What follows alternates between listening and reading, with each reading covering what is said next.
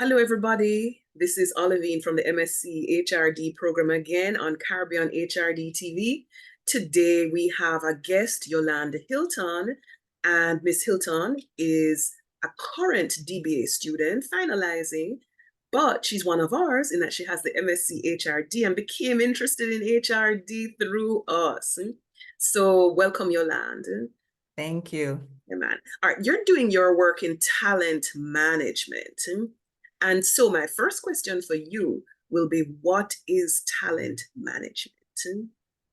Thank you for that, Olivine. No, it's supposed to be an easy question, but it almost feels like a tricky question based on what I'm doing thus far in identifying how Jamaican companies define talent management. But if we are to look at the definition as shared by Collins, especially the strategic talent management definition, it speaks to looking at key positions and identifying high-performing and high-potential persons to go into those positions. But I would want to position it a different way for our viewers, which is allowing us to be very strategic about talent.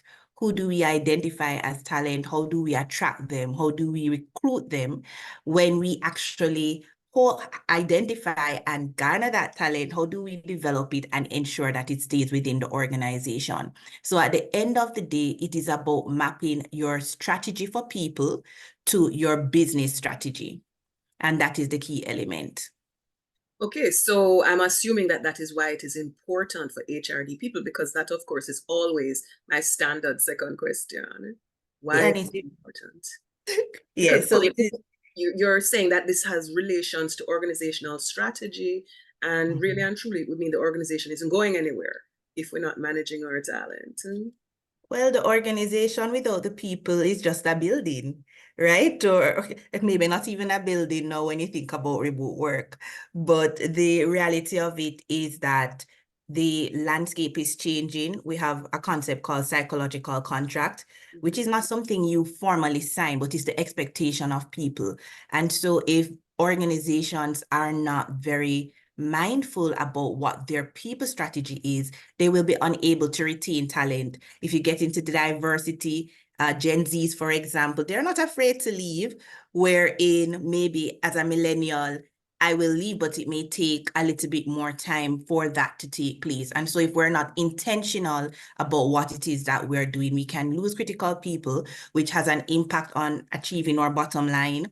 It has an impact on keeping persons within the organization and building that brand. So if anything goes wrong now, it's easy for that to be shared on social media. There are a lot of videos on TikTok and you don't want that to be you. So you want to ensure that you have a positive work environment and ensure that persons are being trained and developed. So right now, many persons are on LinkedIn, and that's because building a career is more important than just a job. And so when you think about all those factors, it is critical for organizations to start thinking about talent management and being very strategic about their operations for people. Okay. All right. Thank you so much.